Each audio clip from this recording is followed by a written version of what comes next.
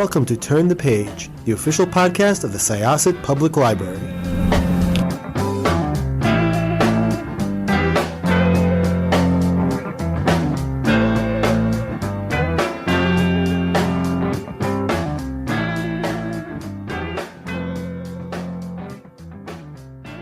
Welcome to Syosset Library's Turn the Page podcast. I am Jessica, your host today, and I am thrilled to have on today.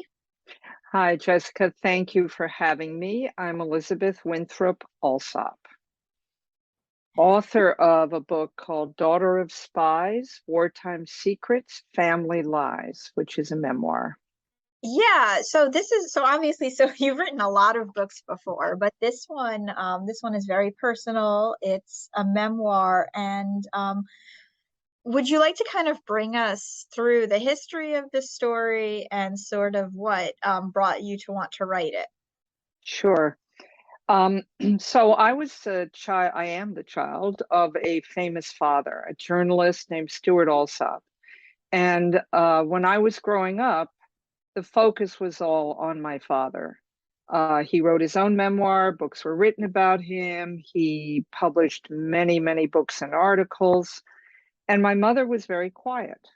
So we did not really understand or know what her life had been about. She was a British war bride. She married my father when she was 18. She was raised in Gibraltar, which is a very odd place to grow up. And she was a decoding agent for MI5, the British Secret Service. And she got that job when she was 17. So she lived through much of the worst bombings in London. But when we were growing up, she just let Daddy's family kind of take over. She took a back seat. And as when I was grown up and had grown children, etc., I suddenly began to say, well, wait a minute. I wrote a novel called Counting on Grace, which was about a little girl, and I found that child after I finished the historical novel. She was dead, but I found her whole genealogy and history, and I thought, I know more about this little girl than I do about my own mother. So that drove me to start interviewing her. And once she got into the rhythm of it, she's British, so it was very keep calm and carry on. You don't complain. You don't talk about bad times. But once I got her going, out came the stories, filled with the most amazing detail. And she had incredible recall, and she was a very good storyteller. So that's what really got me started on this book. That must have been really crazy, just not knowing this big backstory of your own mother. And so talk a little bit, I guess, about how you mentioned that she was a British war bride. How did your father and mother come together? Okay, so my father was desperate to get into the army in the 1941, basically in 41, and he was turned down by the American Army because he had high blood pressure and asthma. So he found a British regiment that would accept Americans, and the only question they asked was, did he have 20/20 vision? They didn't care about his heart, they didn't care about his asthma. So he arrived in England in April of 1942, much earlier than most of the American soldiers. He was trained in Winchester, England, and he was invited to a party in Yorkshire, which was, by that time he'd gone up to York, so it was a northern part of England. This party was held in a baronial castle that was kind of falling apart, and it was the last party before the Royal Canadian Air Force took over the whole castle. And my mother was there because her best friend's father owned this castle. So they were seated next to each other, my mother and father. My mother was 16 and my father was 28. And apparently, the only thing she said to him was, between bites, because she was so hungry, because she was living on rations in England, she looked at him and said, you look like a criminal, because he'd had all his hair cut off, of course, as a soldier. That was the only word she spoke to him, and he fell in love. He did not like women who chattered. Well, it sounds like that's what everybody got then, as and as a spy, you Yeah, have to keep your secrets anyway. So that it sounds like she was well suited to him in that way, and also well suited to being a spy. But she so was. how, so yeah, so your relationship though, it sort of evolved. How did it change when you found all of this information out about her? Well, the thing that was very tough for me, first of all, I have five brothers, no sisters. I'm the only child, the only girl, and I'm number three. Um, and my mother held herself, because she was British and for other reasons, she held herself very apart from her children. Um, she sadly was an alcoholic. She found that it was very scary to enter into the world of post-war Washington as an 18-year-old pregnant bride. And so a little drink helped smooth things over. But that became a serious problem. So my whole childhood, I was sort of more the adult than my mother. I brought up, I helped bring up my younger children, my younger boys, brothers, and a little girl, a sister who sadly died at 3 months. Um, and my mother was often locked in her bedroom. When she was 51, she stopped drinking and got sober. So we had a wonderful relationship from then until she became about 82, was when she got dementia. So for the last 4 years of her life, she had dementia, which was very difficult and really made me angry because I felt like I had her, I lost her, I had her, and then I lost her again. Um, but the thing that happened with these interviews and this talk was we had a whole new way of communicating with each other. I had huge pride in her and in what she had done. I kept trying to push her to say, Mommy, wasn't this scary? Wasn't this dangerous? Oh, she said, you were 18, 16, you didn't care. You thought you were immortal. That's the way it felt. But it really got to us to a deeper level, and particularly with the dementia, because if I could read her, for example, my father wrote all these letters back to his parents about my mother and said, I've met the woman I'm going to marry, sort of 5 days later, etc. So I read those letters to her. She said to me, I'd never heard those letters because she hadn't seen them. They'd gone to his parents. And that would trigger memories, even when she was not being able to remember who came for lunch the hour before. She just would go back into that past. So it was like we found a way to each other. And it was a huge blessing for me in those last years of her life. So, like, first of all, how did she even get into this career of hers? How Yeah. did she discover this, invincibility of being 16 and 18 in the I war? think I think she went to boarding school, a Catholic boarding school, and I think it really rankled her. She felt very imprisoned, very which she was, in fact, and the nuns all kept saying, don't listen to the news, don't pay any attention, and that kind of got her down. And then she graduated from there and had the option of applying to go to Oxford. She was that brilliant. But her parents said, no, you must do war work. So they sent her to secretarial school. And she found that irritating. She had just gotten out of boarding school. Now she was in the secretarial school. Well, this is the kind of thing that happened to teenage girls in those days. The boys were all going to war, they were all doing war work.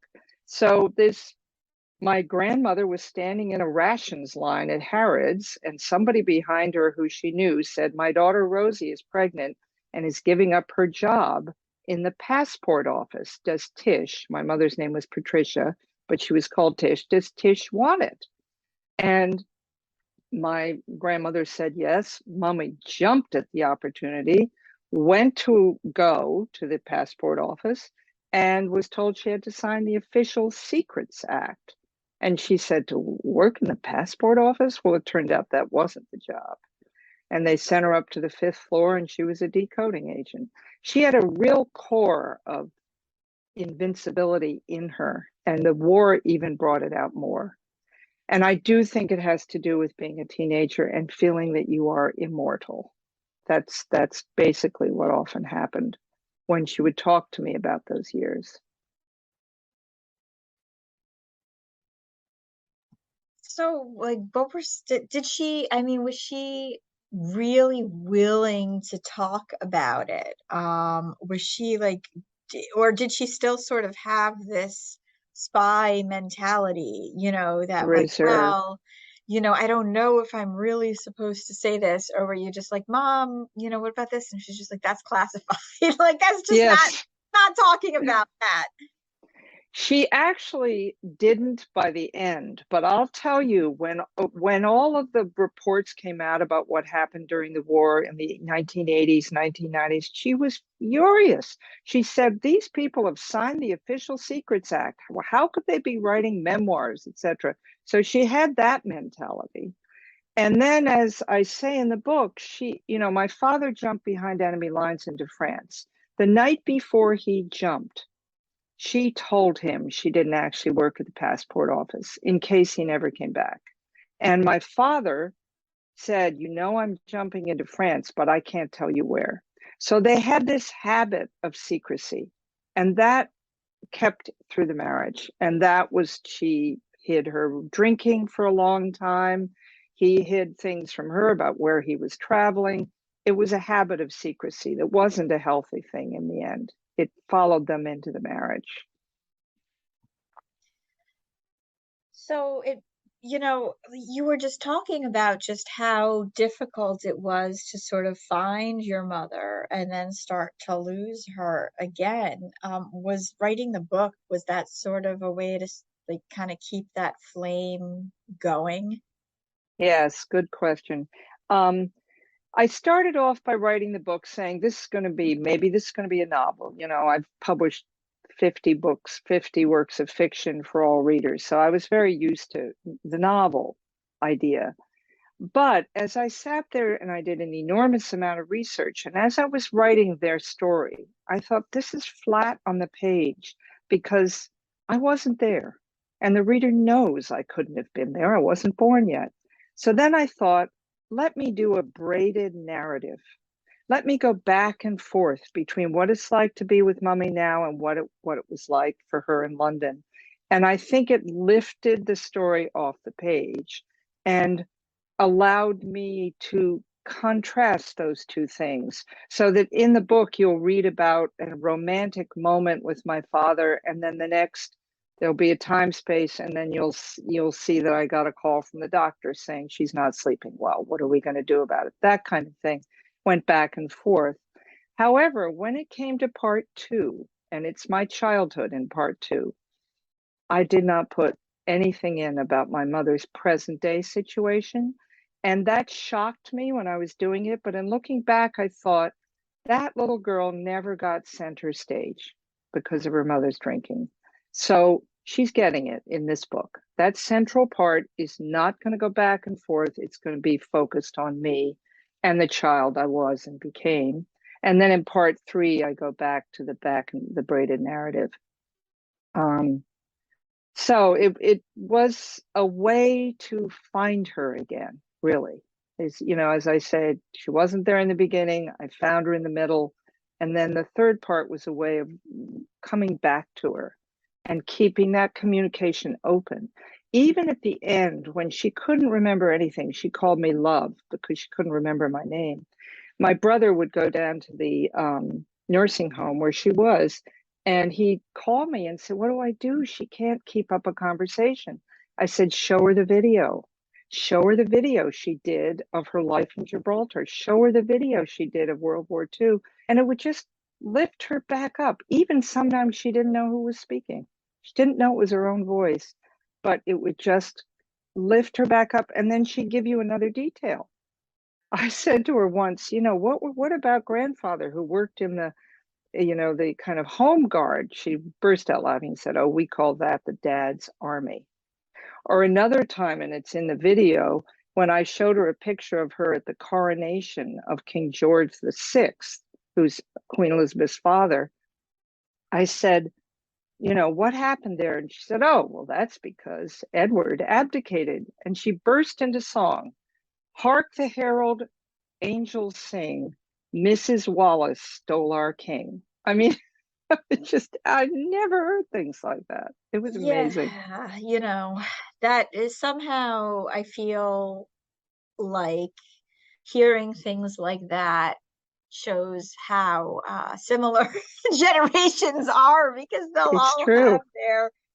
their shade that they'll throw at somebody. Exactly. But and I for sure, I mean, there's very few narratives that show people being particularly fond of Wallace Simpson in that whole situation back then. So Right, that right. seems very believable, but I have never heard that one before. Yes, it's very true to the moment and came right out of her childhood because she was born in 26 and Right. he abdicated in 36, so she was 10. But So, but she was I a wonder though, as a spy, and especially World War II, did she ever express to you how she felt things might have been different if he hadn't abdicated? That's an interesting question. Yeah, it could have definitely gone the other way because he loved Hitler. Yeah. But she did not. We didn't get into that conversation, but that's very interesting. I would have loved to have asked her that. Yeah, that was just kind of something that it was just something that just came to me now, Hmm. because you can say many things about how things might have gone very differently had that not happened, but for Exactly. sure most media and as your mother's childhood song just confirmed, Hmm. Yeah, there was very little love for Wallace Simpson, but nobody exactly. knows what kind of king Her husband would her have husband been. would have been. So it's Yeah, yeah. interesting. So first of all, I really want to thank you for sharing so much of yourself and your family in this Mm. book. It's really interesting to hear why you opted to go for memoir versus fictionalized. I think, and maybe this is just me kind of taking it, but it must be very difficult to really to fictionalize, write historical fiction about people people you grew up with, your parents. Exactly. That was exactly what I came to. I couldn't do it. And there are a couple of things. Daughter of Spies is really an emotional title as well as a realistic title. Daddy jumped behind enemy lines. A lot of his best friends worked for the CIA. Every time he came home from a trip, he was debriefed by the CIA or the FBI. So there were spy qualities in both of them, but it's really more kind of an emotional title. Um, and that opened it up for me because I could not, as you say, I think it would be, I don't know anybody who's fictionalized, but I can't say that, but it's very hard to do with people as well as your parents. And I was relieved to find a way to tell this story because I love the story. And I thought, 16-year-old war bride brought up in Gibraltar. Oh, the most amazing thing to me is the day that my father and mother sat next to each other at that dining room table, which I have gone and seen in the old castle, it's still there. The day was August 31st, 1942. That was the exact day that her only brother was killed in the war in North Africa. And the confluence of that, and the romantic novelist likes to say, Uncle Ian pushed Daddy in front of Mummy and said, I will not be here. You have to take care of her. So it just was a story that begged to be told for me. Thank you so much. Really, thank Hmm. you. Thank you for sharing this with us. Thank you for sharing the story. The book is out, what is it, October 25th? October 25th. This Yes, seems that's like it. it's going to have, I mean, there's just so much that I think people are going to get. There's a lot of people who like to read World War II memoirs Hmm. and, parental care, and it's got everything. So thank you so much for Thank you. sharing it with us. Well, thank you, Jessica, for having me. I really appreciate it. Once again, this was Jessica with Syosset Public Library. Our guest was Elizabeth Winthrop Alsop. and we are going to close this chapter of Turn the Page. It's time to close this chapter of Turn the Page. Join us for the next episode.